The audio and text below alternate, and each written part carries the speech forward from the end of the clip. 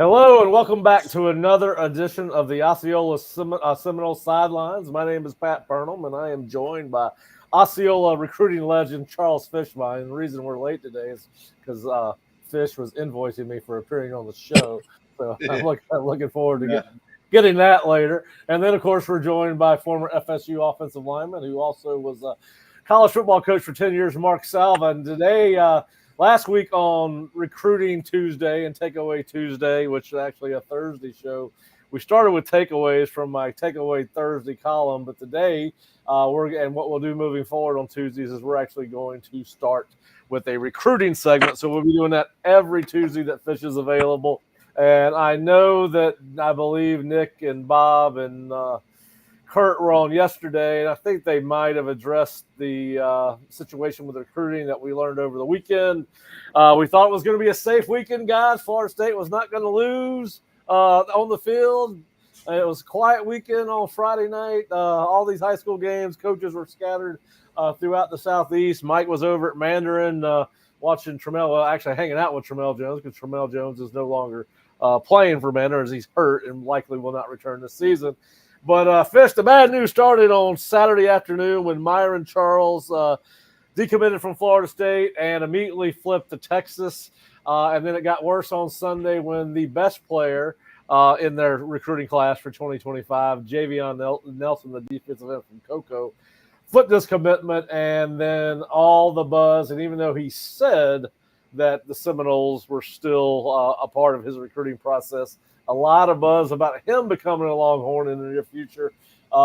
Listen, you predicted before Myron Charles even committed to Florida State that Texas was going to be a pain in the rear to try Florida State for them to get Myron Charles to the finish line. And obviously they're not going to get anywhere close. Just your thoughts on Hilson and Charles and where Florida State goes next, Fish. Yeah, I mean, the disappointing thing is O-line, D-line to me are the success of any program, and these were two big-time players for them to land originally. Hilson had committed to Alabama, Saban left, and then all of a sudden they got his commitment. I thought he was the best defensive lineman or D-end in the class this year. He reminded me of Dallas, the Dallas kid from Alabama last year that won in the first round of the draft that came from St. Thomas. I thought Dallas he was very Turner? Yeah, Dallas Turner. I just slipped my mind for a second. I think he's very good. I would stay on him.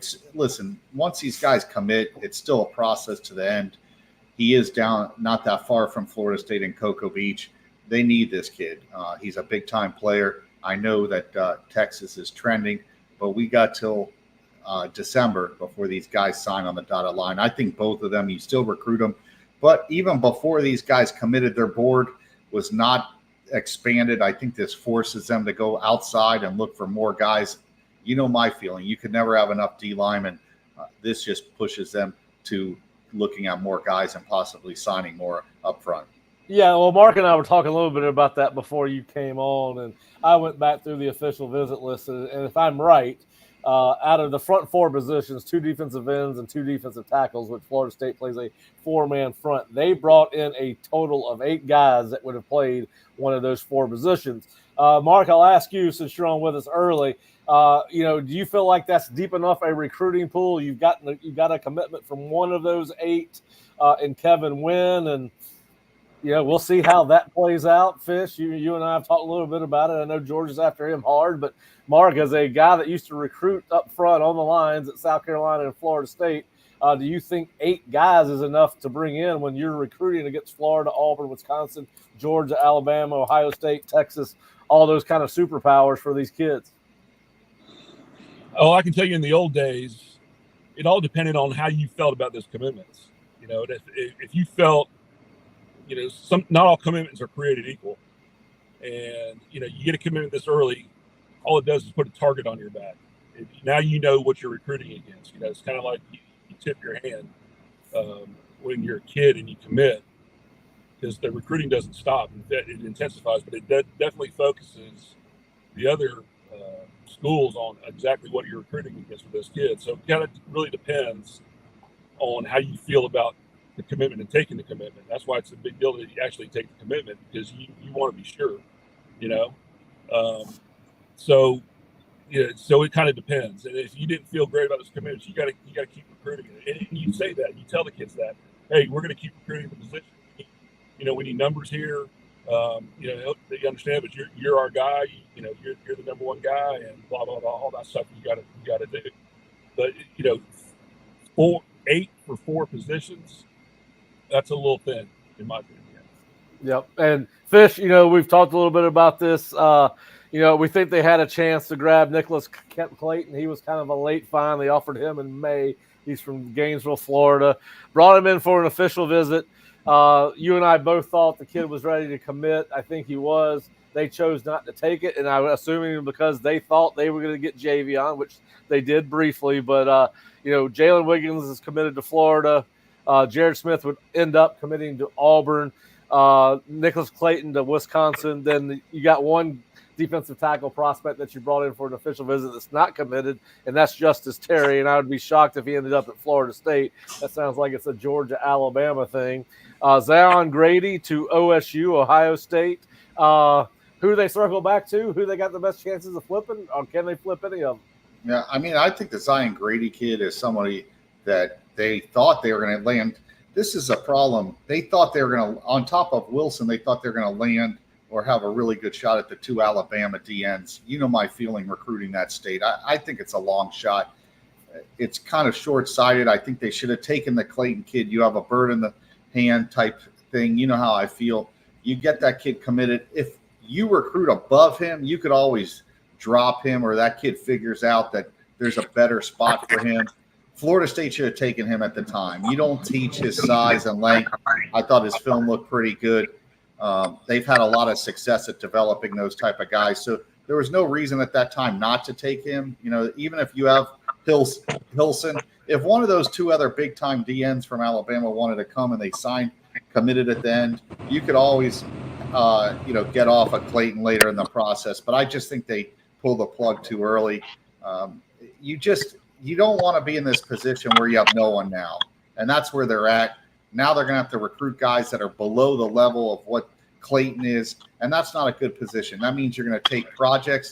Those guys usually don't pan out, and now I'm huge on roster management. They just screwed up the whole roster by not making sure that position was solidified. Well, we've talked about the pool being thin at just about every position. We talk about it at offensive tackle as well. How concerned are you that because of what's going on right now, you got 11 commitments?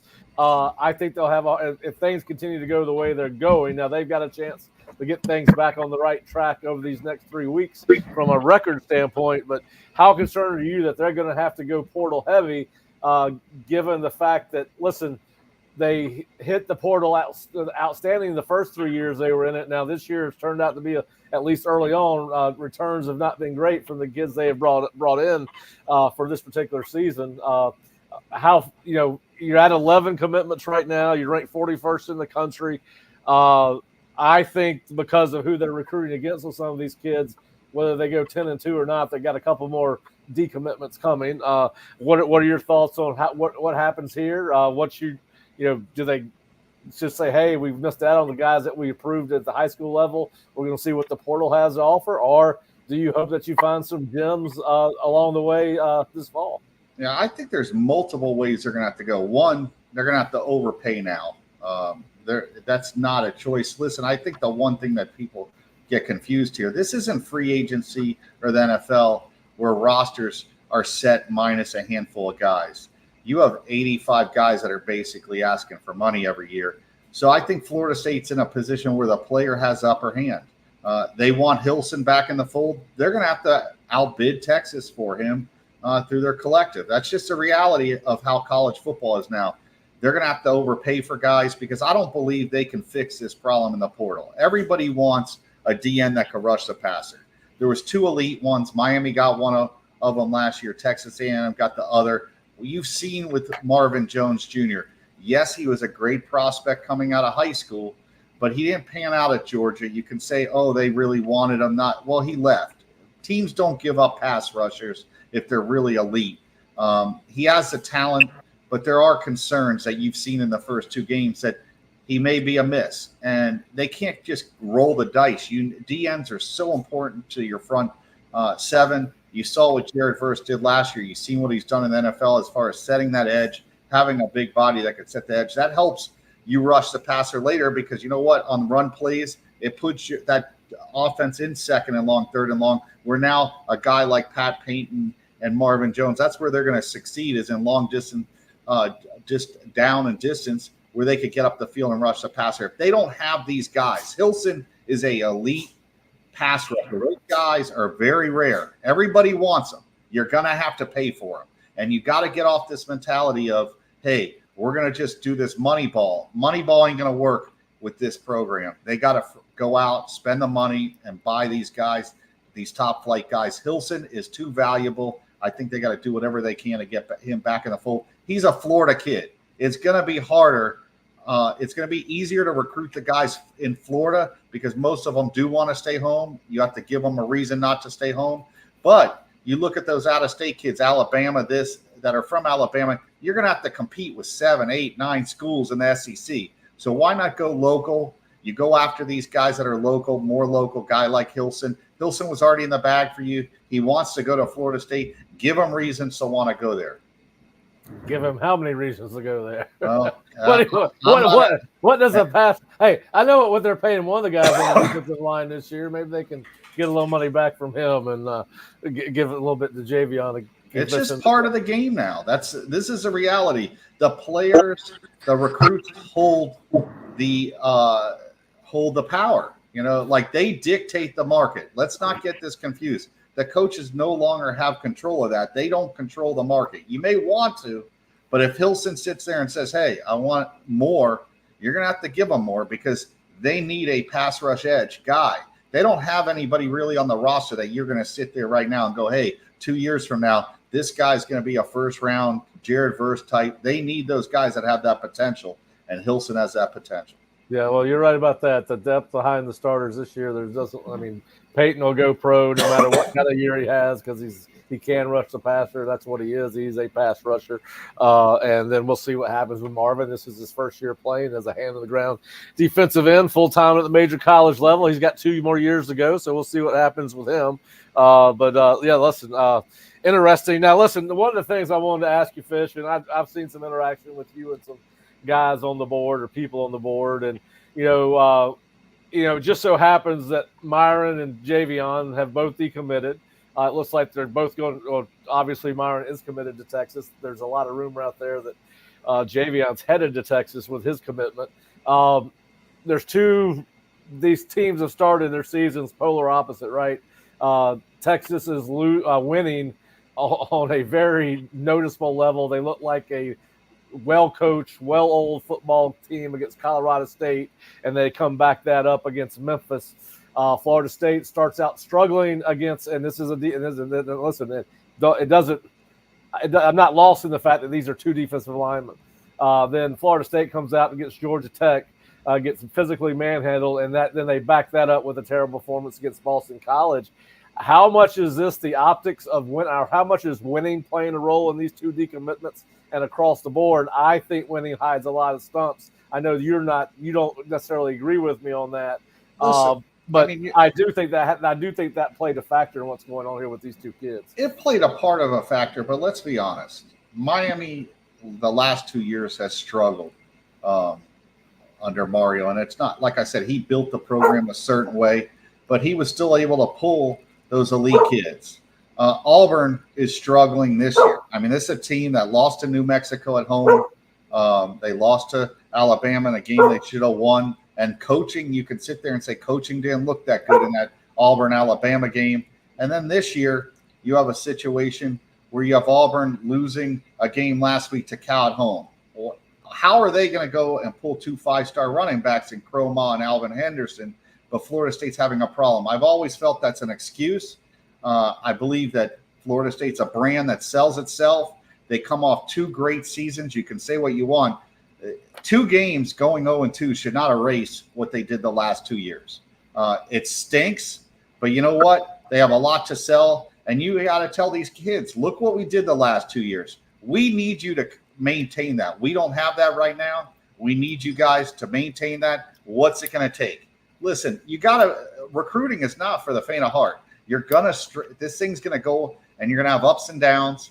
Florida State needs to go out and do something different. Whatever message they're selling right now, they need to put it on steroids and go straight after these kids. Listen, you look at Myron Charles. He's a good player. Don't get me wrong. Do I think he's a 5-star elite guy? No. But what happens if Texas has a good season, a really good one, and they start to, Justice Terry and some of those guys in Georgia, those top deep linemen want to come? What happens if Charles gets pushed out? You got to recruit him all the way to the end because he may fall back into your lap. He may not have the choice to choose Texas. And then if he has just a decent season in high school and they're able to go out and get somebody better. So now you've recruited him all along. He has no other choice in December. He falls back in Florida State's lap. You cannot give up on these kids. There's 2 of them in Tallahassee or around Tallahassee this year that are committed to UF. You got to keep grinding. I've been told by coaches over and over, the really good elite recruiters will tell you, yes, they committed to me now, but that kid, until they sign on the dotted line, there's a bullseye on their back now, these kids, once they commit, because now these other schools know what they got to offer. They know what they're dealing with. Florida State is going to have to just hold out till the end, try to turn this thing around on the field, and then you know what? They may have to overpay for a lot of these kids this season. Yeah, see, winning gives you a discount, right? Yep. Success on the field is what gives you a discount. Texas doesn't have to pay as much because of the success they're having on the field. That kid wants to be a part of that success. Miami is well known. They probably overpaid for a lot of the kids, but it may pay off for them in a little bit of success that they may have this year. It may buy them a discount moving forward. So we had that discount over the last 2 years, and we run the risk of losing that, if we don't start showing success on the field. Recruiting is multifactorial. It's relationships. Money is a huge part of it now, of course. And for some kids, it weighs more than others. And that's the thing. There's nuance to a lot of this recruiting in terms of the money, but you can't overstate the importance success has and just the overall, confidence that a kid has in a program and who they grew up loving and what they want to be a part of and what drives that kid. Kid is different. So you just got to find those kids. But to Fish's point, the elite kid, the kids that we're used to getting back in the day, the great pass rushers, the great defensive linemen, the great quarterbacks, those kids are at a premium, and you got to pay. You're going to have to pay for those kids. You have to at least come in what the other schools are coming in at and offer them something, a product on the field. Well, listen, Florida State says it's competitive NIL-wise. We hear it all the time. There's no shortage of money. So if winning is not the biggest factor, and Florida State then can compete on the NIL version, which I've heard their budget's $12 million. It may be more. I don't know what it is. I mean, I don't think anybody really knows what it is. I've heard $12 million, and I heard they're spending $2 million on the defensive front this year. We talked about that last week. So if you could compete on the NIL level, you've won 23 of your last 29 ball games, even though your first 2 losses of this year have been better. So you've got NIL, you're winning. Maybe not this year yet, but you've won. And that's one of the reasons you got Myron Charles and Javion Hilson to commit, is because you won 23 of 26 ball games, something like that.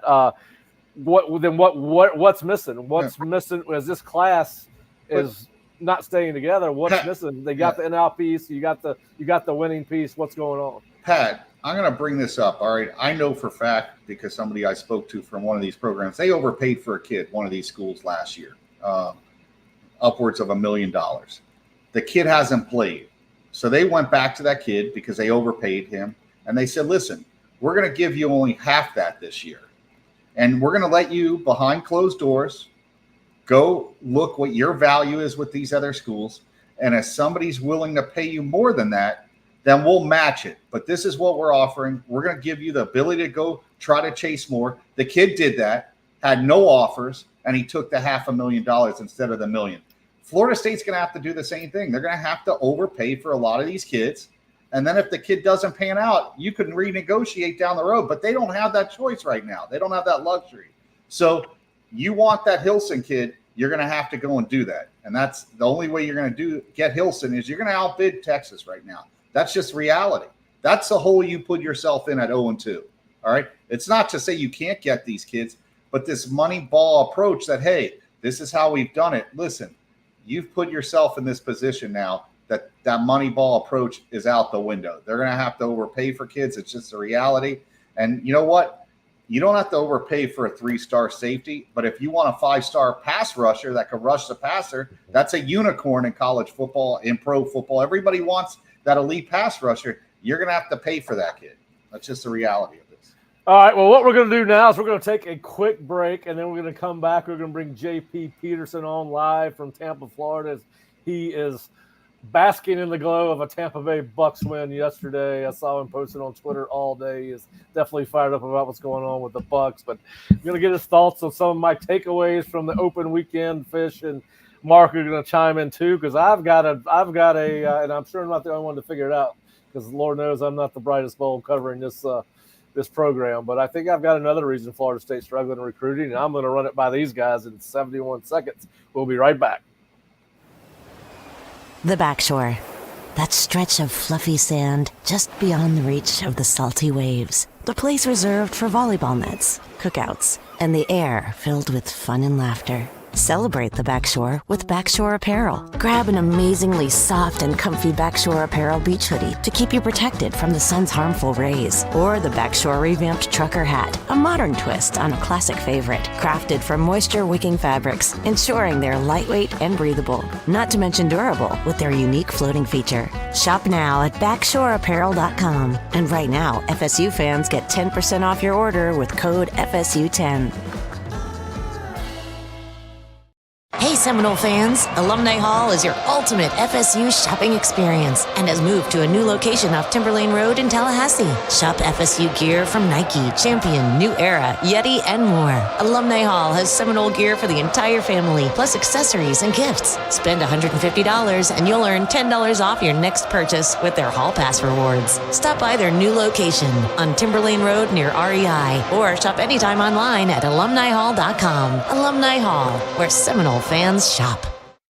Finding an experienced lawyer you can trust is crucial. With over 50 years of combined litigation experience, the attorneys at Mowry Law Firm are dedicated to providing our clients with exceptional legal services, focusing on car and trucking accidents, premises liability, and wrongful death. Call 904-824-7799, MowryLaw.com.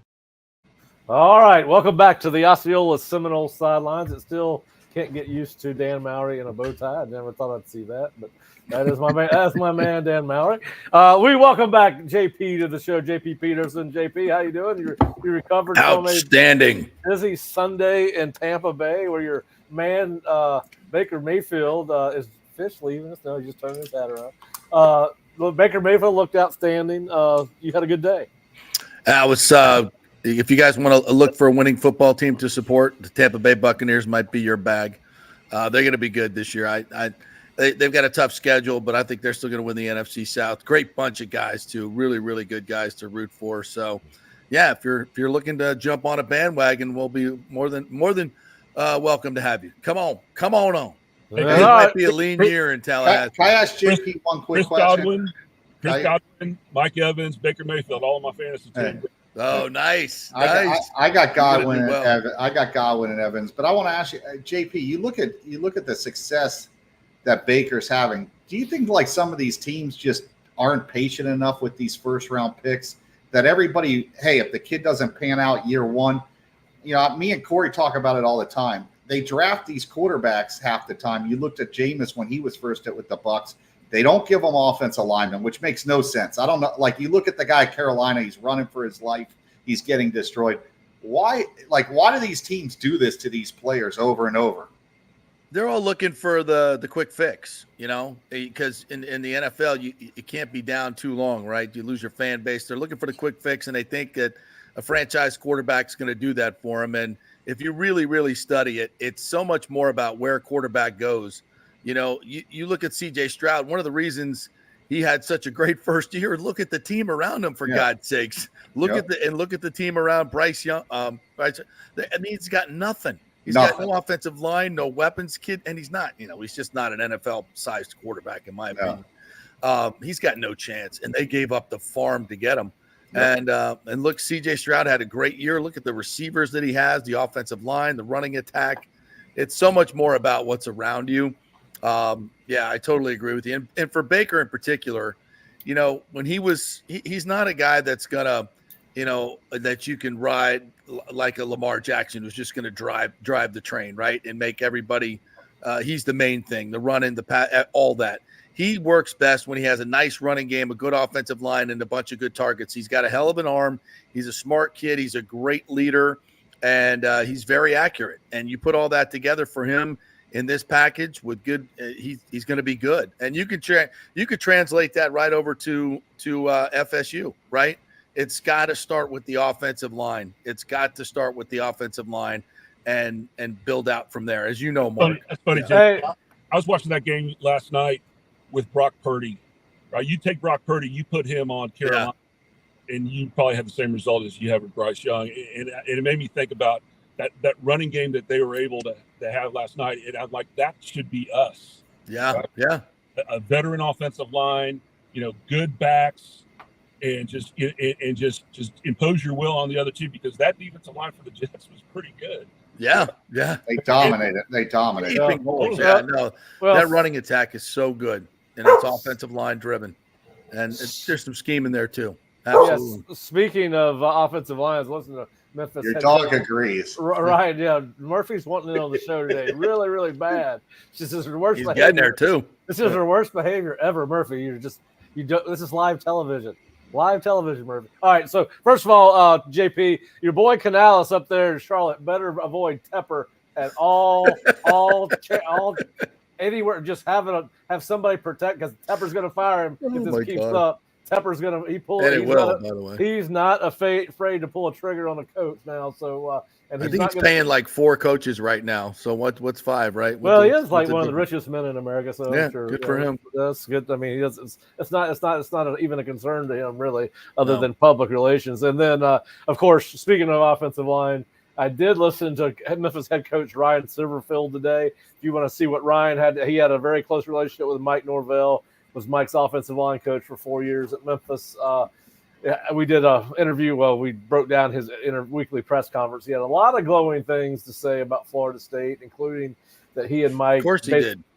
Basically know the back of each other like the back of each other's hands. That they have multiple offensive linemen that'll play in the NFL next year, multiple defensive linemen. Like, I think this guy knows he's got a chance. But we'll get to that in a second, because we are going to talk a little bit about Memphis, Florida State.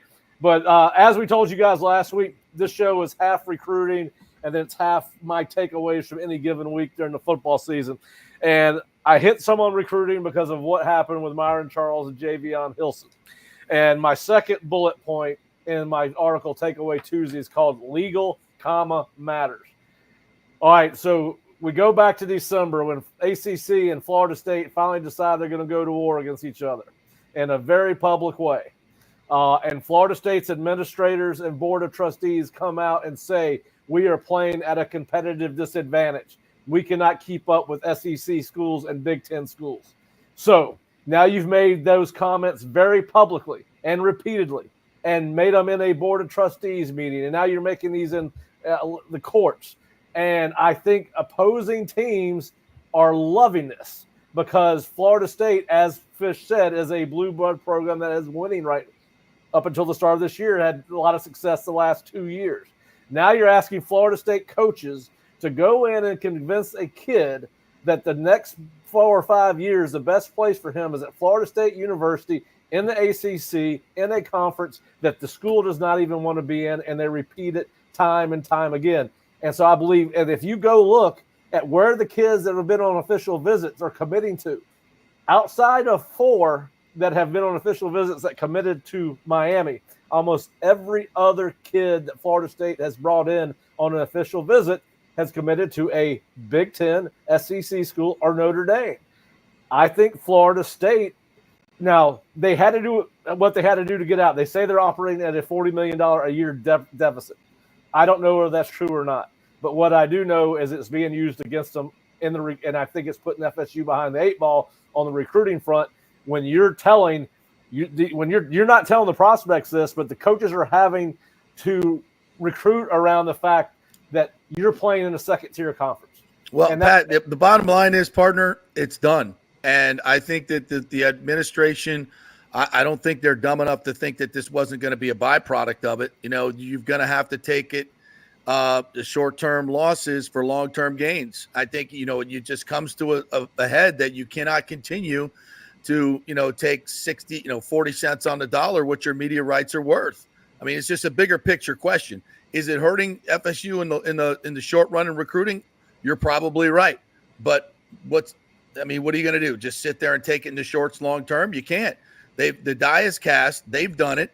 The quicker they get this thing resolved, the better. The quicker they get to their next conference move, the better. If it is the Big 12, so be it. As long as they can get the money that they have to compete. I think that's the bottom line. You may be right, but the coaches got to overcome it. Like anything else, like Coach Bowden used to say, don't tell me how rough the water is, son. Just bring the boat in, right? And so it is. It is what it is. JP, get it done. I think you'll agree with this. That short-sightedness is of way back when is why they're in the position they're in now. Like, at least these guys have the cojones to go and do this and put FSU in a better position. Yes, like you said, I agree. Short-term gains. It may be bad now, but they have to do this. Like, there's no choice anymore. I've been saying it for a long time. If the SEC and the Big Ten are going to get 100 and something million, and you're only going to get 40, that's 60 million over 10 years is 600 million. I'm not great at math, but you are not going to compete at that level. Here's the thing that gets me a little bit is the rest of the conference. Right, we're the pariahs of the conference. Exactly. And I want to say to the Georgia Techs and the Virginias and the Miamis and the Miami, like, are you guys are okay with operating at a $40 million deficit? That's what you're saying, right? Because we should all be doing this together. This should be a thing that the whole conference is like, this is BS, man. We're our ambitions, and that's where the things don't match, right? Our ambition as a program and Clemson's ambition as a program, and really Miami too. I don't know why they don't join it either. I'm sure there's all kinds of reasons. But our ambitions as a program is to compete with these schools. The rest of the schools in this conference, they're okay with where they are, apparently, because we're the pariahs. Well, I think Miami, it's a great point you make. I think Miami, and I was going back and forth with some knucklehead fan about this, they're sitting back there and going, you spend the legal fees. Yeah. You take all the public PR, and as soon as you get your exit fee, we're going to run in and say to the court, we want the same damn thing. And they didn't have to do anything or suffer any of those consequences. It's a coward's way out, but isn't that perfect for Miami, right? It's a coward's way out. At least Clemson stepped up like grown-ass men and said, okay, we want the same thing. We're going to do the same thing. And the rest of them, they're a bunch. They're going to benefit everything that Florida State does. And they're just going to sit back and go for the. Yeah, I think it's cowardly. Leaders lead, right? Exactly, and that's what we're doing. And this negative PR that is out there is complete bullshit. Yeah. And every one of these athletic directors, if they were in the same position that Florida State is in, they would do the same damn thing. And if they didn't, they're cowards. They're probably getting paid in their back pocket, Book Oregon by ESPN or whatever. I don't know but they're not doing what's best for their program. If one more team would have joined FSU before the season and dissolved the conference, they could have just redone their media rights at what they should be, and everybody would have benefited. But they're all freaking cowards, and they wouldn't do it. JP, I feel like it's been collusion with some of these people because anybody that and I think that at the end of the day, that's going to be Florida State's stance. How could you guys take a 20-year deal or whatever this deal was, so undervalued and so short-sighted that you're basically saying, hey, here's the deal. You deal with it. Too bad if you don't like it. You have no other choice. Well, those guys should all be fired for the deals they made for the ACC and Florida State because none of them did something to benefit Florida State. None of them. Well, none of those guys are around anymore. But exactly, listen, they don't care. They've got their golden parachutes. Here's the thing. Now, listen, nobody knows what's going on behind closed doors. But right now, it looks like Florida State overplayed its hand because there looks to be no resolution coming in the next 2 or 3 years. And if you continue, I disagree with that, Pat. I disagree. Well, I think it's going to be done within the next year or two. I just listen. I think it's going to be. I think it's going to be in the next 6 months. Yeah, the ACC doesn't want the truth to come out. Like honestly, once it gets to the point where a judge sits there and says, "Listen, you got to open the books and let everybody see it," there's going to be a deal made. Watch. That's my. Well, listen, they sold themselves as the flagship football program of the conference. They got this success initiative, but barreled through. Now they're 0-2 in ACC play. It's all a bad look. I mean, it is a bad look, but it's not. It shouldn't. 2 losses does not affect a 20-year, 30-year, 40-year decision. It's a blip. Hopefully, it's a blip if they get into the timing is not good, Pat. You are correct. It's a blip if they get into the Big Ten or the SEC. If they get into the Big 12, then you've exchanged one set of problems for another because you got the money you wanted. The difference between the two conferences right now is $600,000 a year. Like Florida ACC sells itself as the 3rd highest revenue producing conference, but it's by $600,000 a year. So they're actually parallel with the Big 12. But anyway, my point is the Big 12 is going to get a new media deal. And if they were to bring Miami and Clemson, North Carolina along with them, it's going to be different. And so, I think the future is brighter, and I still think it's the Big 10 for FSU. And yes, Javion, I think that's how you pronounce your name. I do remember that, and that's what I was told. So we were wrong so far. All right, so yeah, but I'm just saying it's having some impacts on recruiting right now, in my opinion. But listen, hopefully you guys are right. Hopefully Florida State's going to get in the SEC, which that's what all Florida State fans want. I think if they get into one of the Power 2, it's the Big 10. But they keep on every year. This strings itself out. I think it makes harder for Florida State to recruit. I would agree. And if you don't, and you've got to back up your words. There's no way this is taking 2 to 3 years, Pat. There's no way. I hope you're right. Way. I hope you're right. But anyway, it's just been. I don't know why that went through my head. And of course, now I had a conversation with Florida.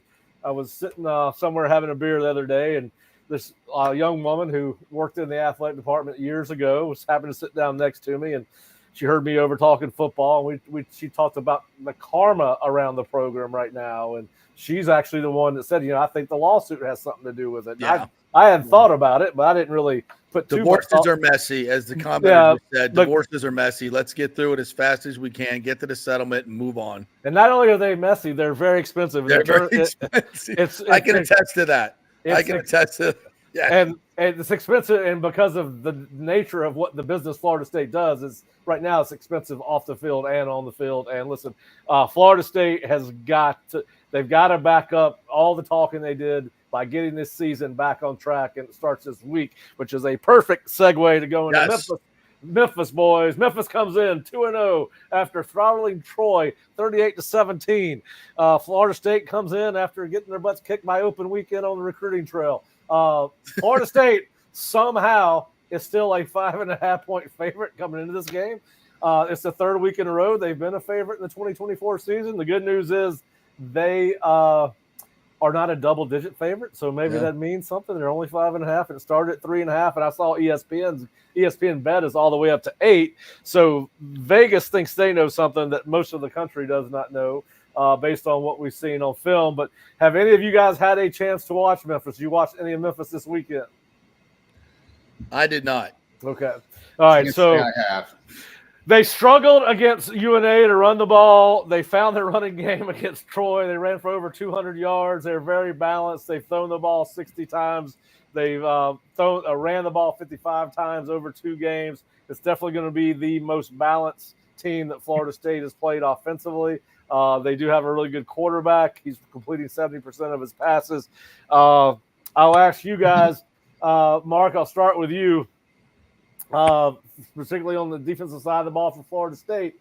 Memphis is going to watch the film. They're going to want to try to run the ball, but what they'd like to do is throw the ball. What are your concerns with this Florida State defense as far as having to control an entire football field as opposed to just being tested at the line of scrimmage? Yeah, regardless of the style of football we're getting to see offensively, the same concerns are still with me.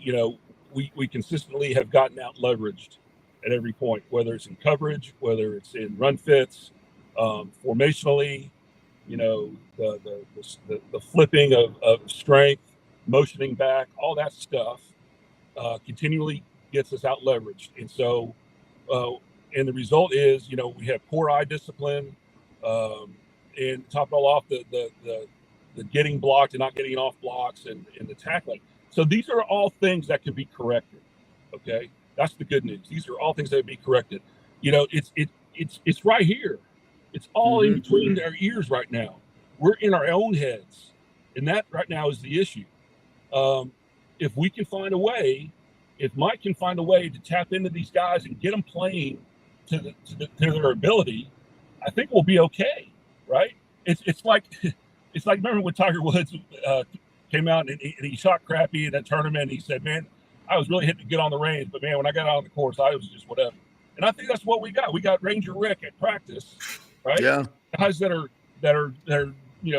doing okay, and I think that's why the confidence of this team and all the back chatter about this team was whatever, because people were saying, and to your point, Pat, it wasn't just the beat writers, it was nationally, right? But then you go on the field and you don't perform. So that tells me it's up here, right? And so that's we have a chance. And if we can just tap into that, we get guys playing for each other. We get guys doing their jobs, doing what they're supposed to do. Like I said, all these things are correctable. And if we can do that, we have a chance, right? Yeah, I think Hakeem coming back this week will be huge. I've said it over and over. They need a number one receiver.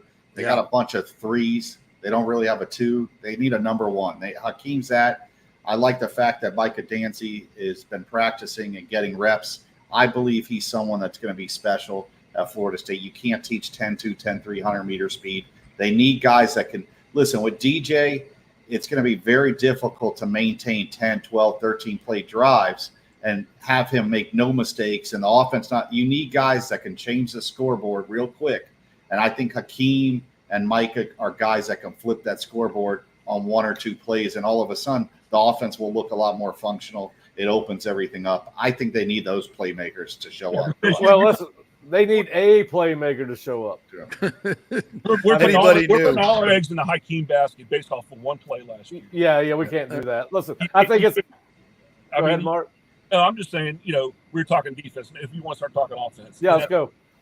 So, Hakeem could be a very big part of it. He has yet to do it consistently. All right. We don't need to put that kind of pressure on this kid. Just let him go out and play, to my point. And I think that's maybe overall for this team, that may be the psychology that's happening here a little bit, is that they're so worried about making mistakes. We're so new that they're just not playing. And so how can Mike unlock that, and these coaches unlock the ability that we know we have on this team, right? We've seen it in spurts, and these players have performed, in years past. How can we tap into that? And so offensively, it comes down, again, blocking, covering guys up, not blocking half guys, staying locked up on guys, all right? Heads in the right places, feet moving, pressing up the field, backs hitting the holes, pressing the holes, finding the right spots, quarterbacks and receivers getting loose, timing the throws, all that stuff, right? These guys just doing their job. Kyle Morlock dropping those passes, that's got to be an outlier, right? Everything I've heard in practice. It is based on what we've seen from the last year. Exactly. And that's my point about Ranger Rick. That's got to be an outlier. And so it tells me, again, it's all up here. Well, listen, I think you're getting him back at the right time, particularly with the injury to Jalen Lucas, and that's too bad. And people will never know it because he did not get the kind of touches in games that he got in camp. But Florida State lost Jalen Lucas in one of its best playmakers or potential playmakers on this offense.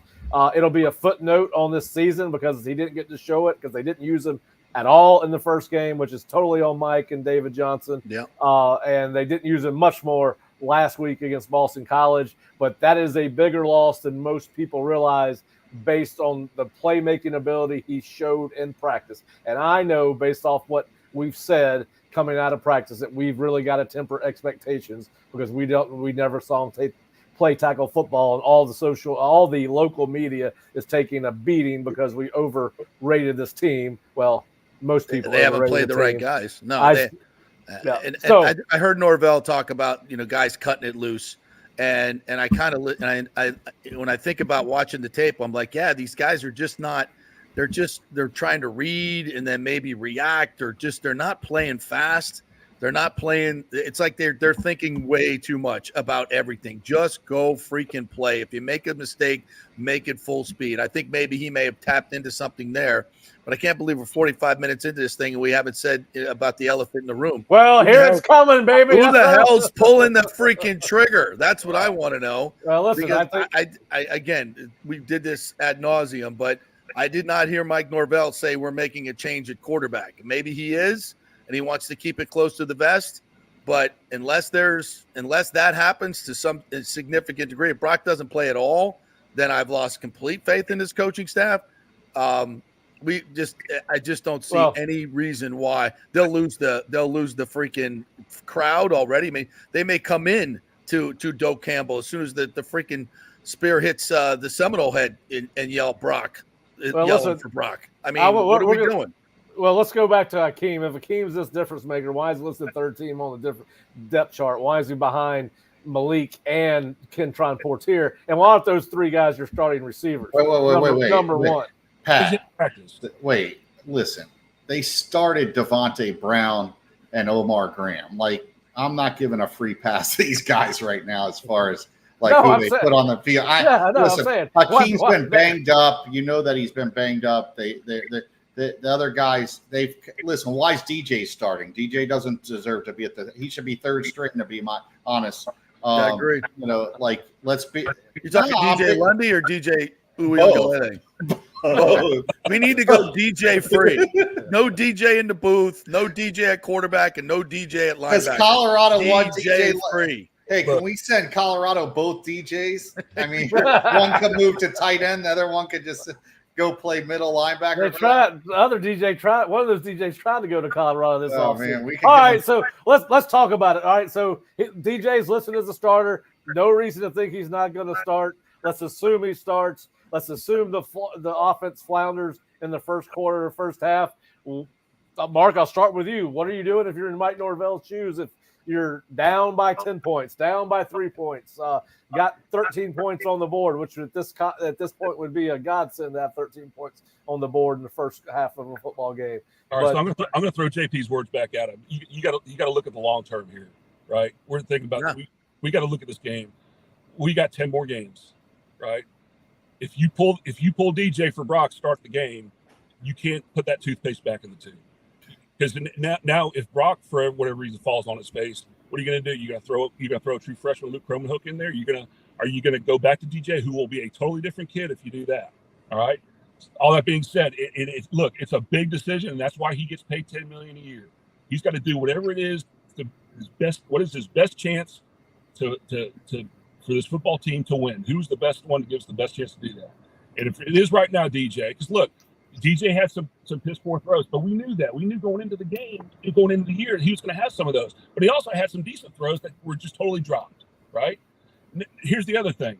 We went into this year thinking we're going to run the ball 40 times a game, and we're going to dink and dunk, and we're going to do some things that DJ can do really well, and confident throws, guys facing him, curls, drags to the middle, those outs that he's like throwing to Toafili and some of those deeper out throws. That's not his best thing. Okay. So, but why are we doing those things? He's got to find, anytime you're putting together an offensive game plan, you got to be able to hang your hat on something. And right now we don't have anything to hang our hat on. They've got to commit to whatever it is that we're going to do, and we're going to do well, and then build from there. And we haven't done that. And this offense has not looked like anything we thought it would look like based on the personnel that we have. We knew our passing game was going to. We knew the receivers were going to need time to develop, get open, and the strength was going to be offensive line and running backs. And we ran the ball 16 times last week. And if those are all RPOs and he checked out of them and went because we had looks that showed the pass, well, you know what? Make a blind call some runs, formation it to where you can get an overload somewhere, and maybe you get a one-on-one with the back and he breaks the tackle. There's all kinds of solutions to these problems. The deal is we got to commit to something that we do well, and then build from there. Well, listen, I think Mike and his staff It's a team thing. Are having a hard time finding out what they want to do on offense without Jordan Travis. This has been a bigger adjustment than they thought. Jordan Travis hit a lot of stumps. All right, so that's part of it, right? They wanted to run the ball against Georgia Tech, couldn't do it. They came out, wanted to throw the ball against Boston College. Well, why couldn't they run the ball against Georgia Tech? Well, because the offensive line is not very good. And Jordan Travis. Well, they also had 9 in the box half the time.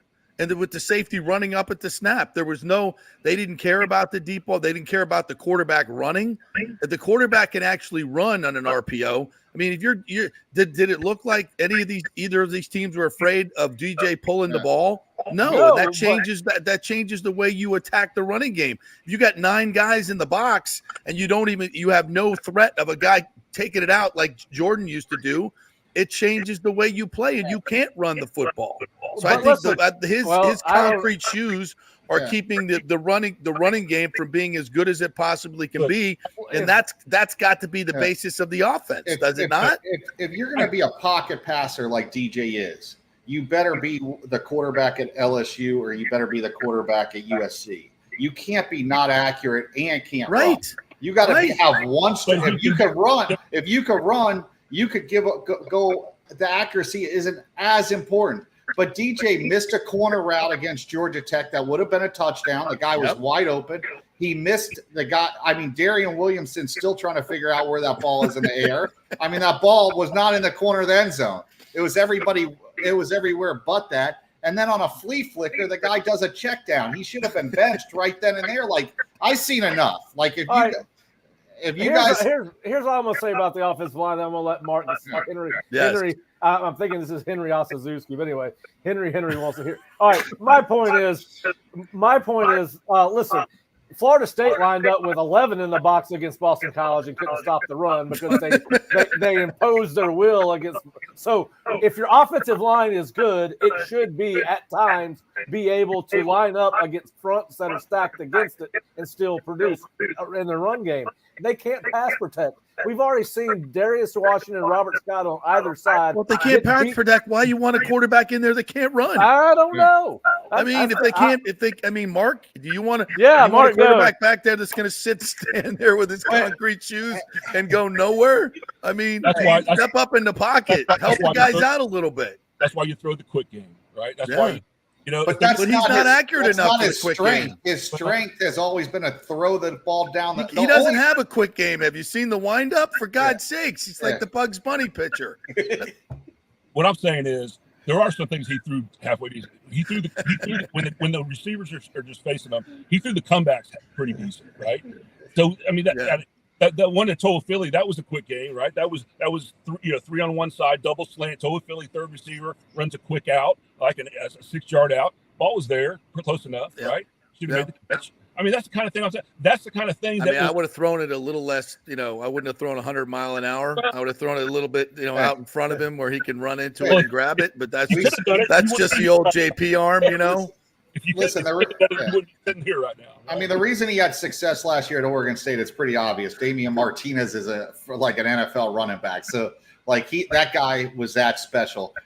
When you have a running back with this kid that came from Alabama that can't, avoid me or JP in the open field, like this stuff, they have all the wrong pieces. I agree. If you had last year's skill players, if Benson was in the backfield and you had Keon Coleman, I don't think DJ would struggle as much. Yeah, I agree. I'm not absolving the offensive line, and I'm not absolving DJ. What I'm trying to say is we got 10 games to play, right? These guys got to play better. There's no doubt the offensive line has to play better. Darius had a rough day last week. There's no denying that, right? Robert Scott is not 100%. The guards got to play better. Keandre Jones has got to be a better player. I mean, we got to be better all the way up front. They are not playing well. I'm not absolving them of that. But at the same time, these are things that can be fixed, right? Now, I said it last week. I am grateful to Alex Atkins and these guys, these 6-year guys, for coming in and get us out of offensive line jail, right? And I'm grateful for that. And they're capable now. We don't have just free runners coming in on blitzes anymore. We're not just standing around looking at each other. At least we're trying to block somebody. But going from good to great That's the next level for this offensive line. And are these the guys that take us from good to great? And that's the next step. And we've been kind of mired in this mediocrity on the offensive line now for going on 3 years with these same guys, right? But they got to take the next step, and the time is up. It's time. This week and moving forward, they have got to perform. So I'm not absolving anybody of anything. What I'm saying is we got 10 games. DJ has got to be part of the solution. He has to. Right? We don't have. That's who we got. Right? There's nobody else. Jordan Travis is not walking in that door. Right? Brock Glenn is for all intents and purposes is still a young quarterback who has very limited experience, who came in a tough spot last year after being injured for about 6 to 8 weeks. Right? And but he's a 4-star. The kid's got talent. Yeah. I mean, he's got a 5-star behind him. Yeah. DJ is a bust. He's the same guy I saw at Clemson. You went out to the Pac-12 and toyed around with the junior varsity defenses. So what? So listen, I think you put Brock in at some point because he plays with enthusiasm. Gives you a chance. Yeah, we'll see if he gives. Listen, do you think this offensive team has confidence in DJ? Because I don't think they do. I don't think the line does. Let me ask you this: do you have confidence in any position group on offense? Hold on, Pat. Here's what I know. Well, we don't know unless the quarterback's better. I think that's the number one. I think if you replace the quarterback, I think you're going to see a lot of the other guys look a lot better. Listen, I'm not disagreeing with y'all. I think Brock's got to play this game in some form or fashion. So I'm just saying. Yeah. I think this is a problem. I think this is a problem because they're not as good at any position group as they thought they would be, and I think this is a problem because Mike doesn't know what to do with DJ.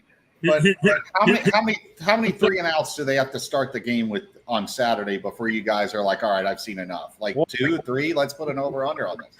Oh, well, I'm gonna say he's gonna give him at least a quarter. A quarter, dude! I can't handle a quarter of that. Here's the other problem. One series. Dude, the other problem.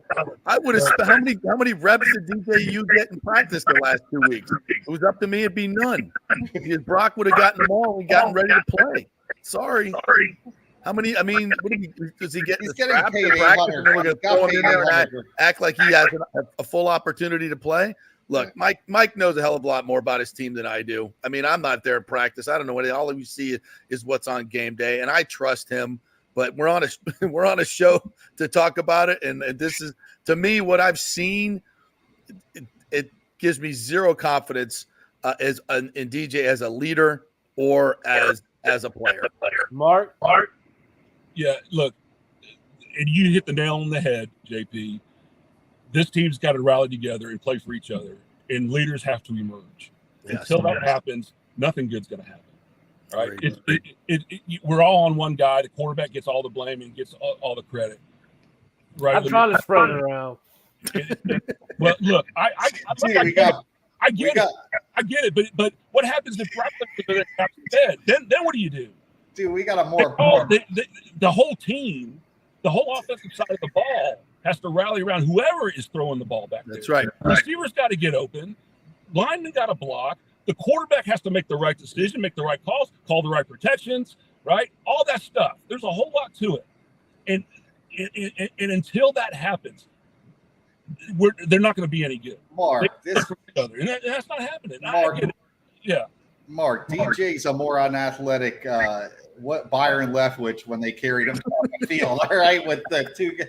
Like, honestly, man, like, I can't watch him anymore. God bless you, man. I'm just saying, there's nobody else coming in that room. He's going to have to be part of the solution, like it or not. There may already be a solution in the room. They don't need somebody to walk in. You need them to walk out. Let's move on, moderator. Let's move on. What else we got? All right. So look, where do you see? All right. So we've talked a little bit about the defense. I think they've got to just tackle, play tougher. Set the edge. Don't play any linebackers in the game. I mean, I don't know. I think they're going to get tested by this offense. I really do. I think that Memphis has some questions on the offensive line coming in. They did bring in Mario Henderson and from South Carolina. He was South Carolina's leading rusher last year, and before that, he was a Harlan Hill finalist at the FCS level, so he's pretty good. They got on track for 211 yards against Troy. Now, I think Florida State's better than Troy. But they did find it. They're completing 70% of their passes. Mark, what changes would you make on defense? And from a depth chart standpoint, there were very few on defense. What do you think Adam needs to do going into this game against the Memphis? Is going to be a little bit more balanced and two-dimensional. That's a good question. Knee-jerk reaction would be get some guys in there who are going to play hard. Daniel Lyons has flashed, right? We've seen him play hard. I mean, you got to give that kid a chance. He's earned it, right? We got to get some guys that are going to tackle. I saw too many guys from the secondary come down there and make business decisions. That's totally got to stop. They're gonna and honestly, the linebackers, they just got to be in the right spots and make plays. They're just not, they're always a step behind. They're always getting out leverage. They're always getting, somebody's always getting on their outside shoulder, and it's just, is the next guy better? I mean, has anybody earned the right to get on the field and get out there? I don't know. I know some guys that have earned the right to get off the fild. Well, Pat, you and I have been in this situation, right? Yep. We've been in this situation, and you're looking in that room, you're going, I don't know, I don't have an answer sitting in the room. And that's a frustrating thing. And so you got to go with what you got, and you better make them better. And whatever it takes, whether it's making things simpler, doing things they can do. Coach Bowden had a saying, do what the dog can do, right? And we got to do what these dogs can do, whatever it is. And instead of trying to jam-pack a scheme and complicated reads, and we're going to banjo this guy, and, if this, then that, you got to take all that stuff out and let these guys play fast. For everything I heard, Blake Nicholson can run. I have yet to see it. Hardly, right? And so my point is, there's nobody else coming. This is what we got. You got to make them better. All right. So we'll start with. I agree. We'll start with what did you see are the problems? Just like you said, the defensive ends cannot set the edge. They cannot. Not in the run game. They either don't want to or cannot. Well, so and that's number one, JP. That's where Memphis is going to try to run the ball. Right. First down for me. Neither one of those guys are on the field. We have a drop back passer this week, so great. They'll get plenty of second and third down chances, but first down they don't. You got to put different people in to set the edge in the run game. Most of the linebackers we've seen can't get off blocks or run into the wrong gaps. There's no gap integrity whatsoever on this team. I've never seen bigger holes in my life. It's just there's none. The two defensive linemen play, I believe, like erect. Like they are. I don't even think they get into a stance. At the snap of the ball, they both stand up and look around. That's not how you play football. I don't know what defensive coach is letting them play that high. It's ridiculous. So get some defensive linemen that actually get down in the stance and fire off and stay low, because you can't play defense that way. Everybody knows this. Why it's happening, I have no idea. The safeties take terrible angles and don't want to tackle most of the time. I've never seen a defense more or less willing to tackle. So to me, get new people out there. I mean, they've got to get new people on the field to do something that these other guys aren't willing to do, and that's why you get steamrolled for 270 yards. I mean, that's the most embarrassing thing I've ever seen. Well, and listen, Memphis, they PFF wise, I did research today. Their favorite spot to run is off left tackle, left tight end. Their second spot to run is a gap on the right side of the ball, and then their third favorite spot to run is the outside tackle, outside tight end on the right side. So I think it's going to be a little bit different version of a run game than they've seen in the past, where Georgia Tech and Boston College were more between the tackles. I think they're going to try to spread Florida State out a little bit. And I think it's going to be interesting to see. They got some good receivers. The quarterback's good. I think it's going to be interesting to see how they stretch Florida State. I think they're going to try to stretch Florida State out, whereas the other guys, or especially Boston College, was using those condensed sets. And listen, I think that you got to hope that Cam Riley and Blake Nicholson will get better in this system at linebacker the longer they play. I think it's only natural that both of them will get better. I think we know DJ Lundy is what he is. He's going to be the middle linebacker in a 3-linebacker set. But I think you got to let Cam and Blake play and be your two main guys in a 4-2-5, and then I agree with what everybody said about the safety play. The safety play, even with Shaheem, I know he won ACC Player of the Week, but he's only one of 2 free safeties playing on that particular weekend in the ACC. That was from Georgia Tech. Pat, where's Tomawa, the kid from I don't know, man. He played. Where's Grady Kelly? Like, where are those 2 guys? I mean, I saw Grady's played a little bit. Now, I think Grady's a guy. I think he's just a guy. I think he's a depth piece. But I don't understand why Tommy Durjay's not playing more. That's based on what I saw in practice. Of course, I said Gerald Jackson was unblockable coming out of camp, and boy, has he proved me wrong. So I don't know. Listen, I thought the kid would have played more. I thought they were deeper at defensive tackle. And I know the kid works extremely hard in practice. I might give him a try. I mean, I think this has turned into an effort thing now. Yeah. I am shocked that Daniel Lyons is not ahead of Josh Farmer or Darrell Jackson on the depth chart, just based on how hard he plays. Is he perfect? No, but the kid flashes. And listen, I know, Shane came on here the other day and said, well, I think you guys are being too hard on Darrell. It's not all about production at defensive tackle. They're straight up double teams, those kind of things. And he's probably right. He knows a hell of a lot more about defensive tackle play than I ever will. But I do think that you got to put some guys in there that are going to give effort. They may be a step slow, but they may be a step faster because they're in the right damn place and they give a shit, right? I think that's part of it. And listen, I think the big part, I hope what Florida State's done over the open week is I hope on both sides of the ball, they've identified leaders on the field. And I think that's easier to do on offense. Mark, we got a little vibration, so let me know when you want to come in. Just raise your hand up and I'll bring you in. But listen, I think I think it's easier to find a leader on the offensive side of the ball because you got a veteran offensive line. I think when your best players on defense are not producing or not playing very well, and your middle linebacker tried to transfer out before the season started, that's not a good look. That's not a good. So I don't know what the answers are there. And Adam says they had a better week of practice. He says they're going to tackle better the longer the season goes on because nobody practiced. Let me ask Mark. Let me ask Mark, as an offensive lineman going against this defense, you see it on film. What would you do? Well, they run a 3-3-5. I always like running a lot of zone. Because you get double teams across the board when you have your tight end in there. You get 2 double teams, and then just work from there. That way they're slaying, moving, doing all that kind of stuff. You've got all the gas covered. I'd run a lot of zone against these guys. Is what I do, and I'd really emphasize the heck of just getting on guys and making sure you're in the right spots because we don't stay connected to guys very long.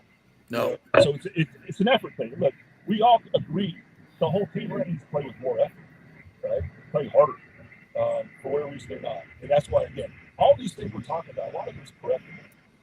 It may not be perfect, and the guys may not be great, but a lot of it is correctable. And, outside of the quarterback, everybody can play better. Well, quarterback obviously can play better. But that's just talking to everybody else. I think we have enough pieces to win some ball games. Well, yeah, listen. I don't think we're going to go over. No, I don't think so either.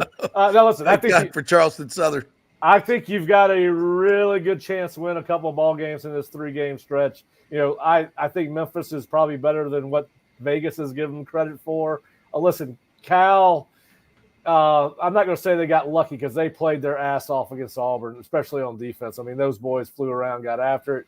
Whether they helped cause 5 turnovers or got lucky on some of them. They did look good on defense, but their offense had scored 3 touchdowns, getting those extra drives.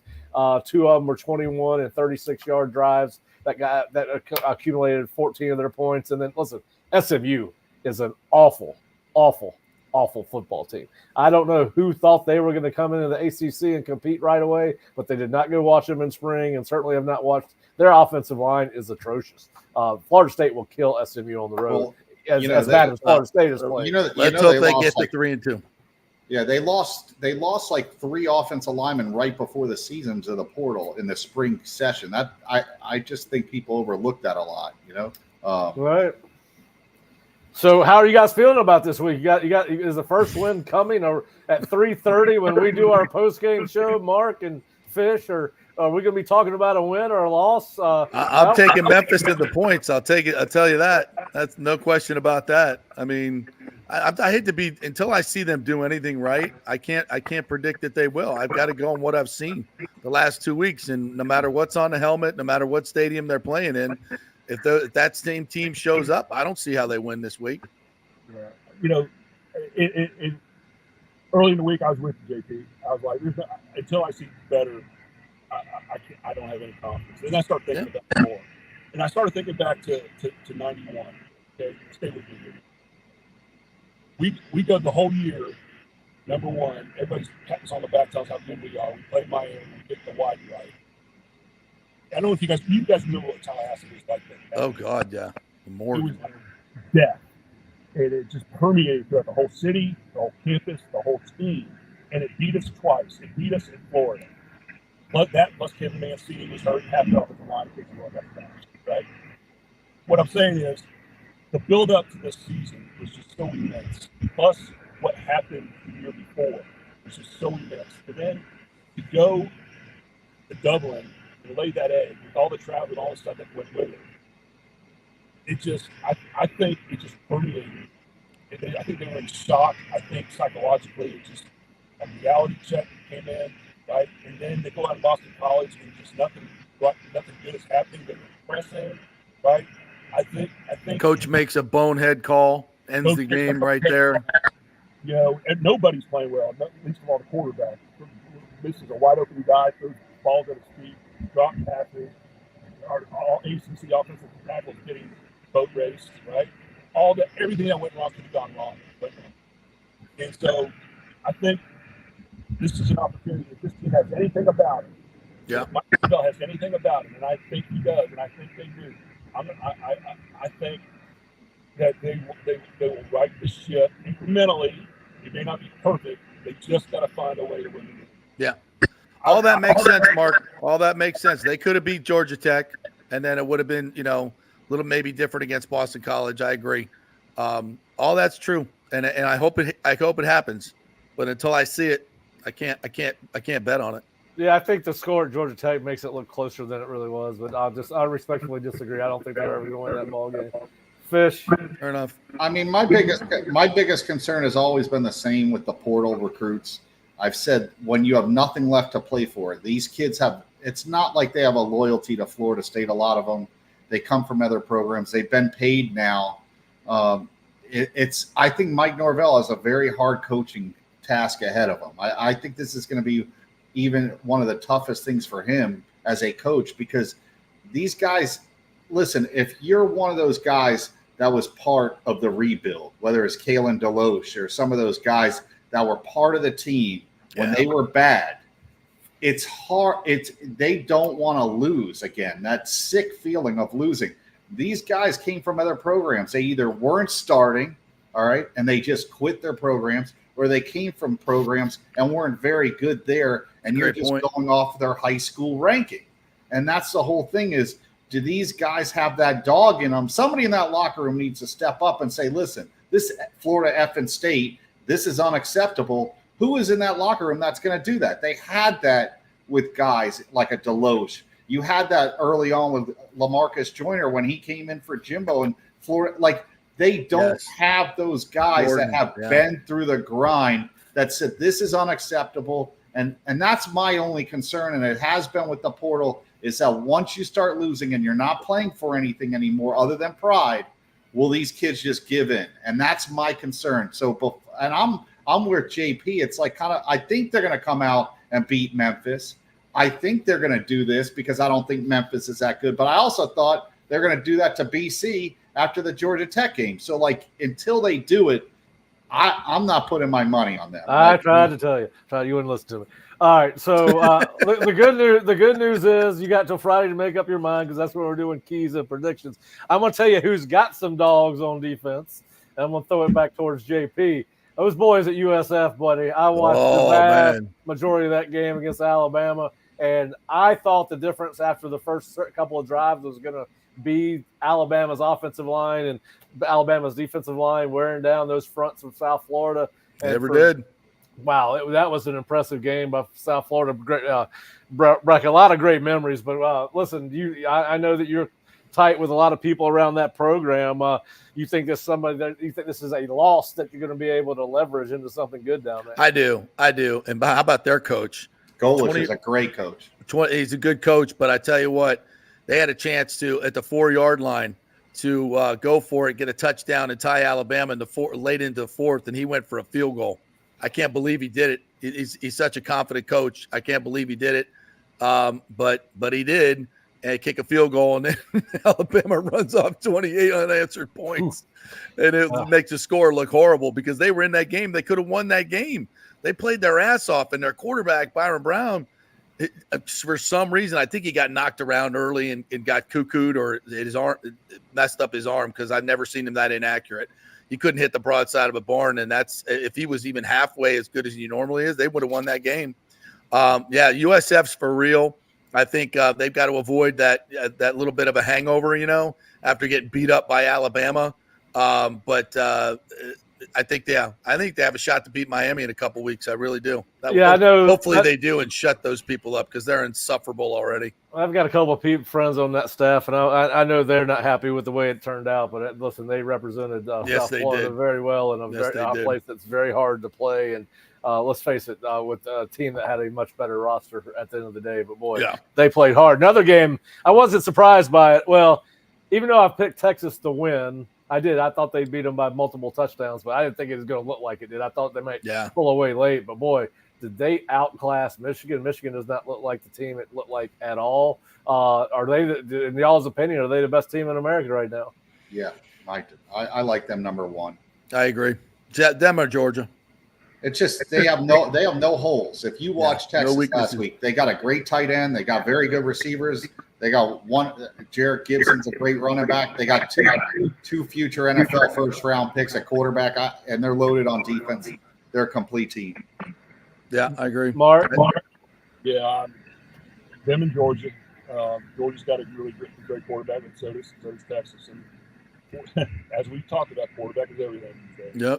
Yep. Hey, did y'all watch any of the Oklahoma State-Arkansas game? I watched the end of it. Yeah. That was fascinating. Hey, what the hell was Dabo doing to Appalachian State? Why was he trying to hang 80 on those guys when that game was over at halftime? I mean, do you think he was going to get credit some of those points back to the Georgia game? Well, it averages out over the season. He wants to average 30 points a game, and they're only going to get like 20 in most games. So. That was his opportunity right there. Yeah, absolutely. All right, guys. Well, listen, we've been going for about an hour and a half, so we're going to call it a wrap. I want to thank Mark, JP, and Fish for joining us. We have a change in our Osceola Seminole Sidelines schedule. Kurt is going to do his own show on Wednesday, so I will not be with you on Wednesdays.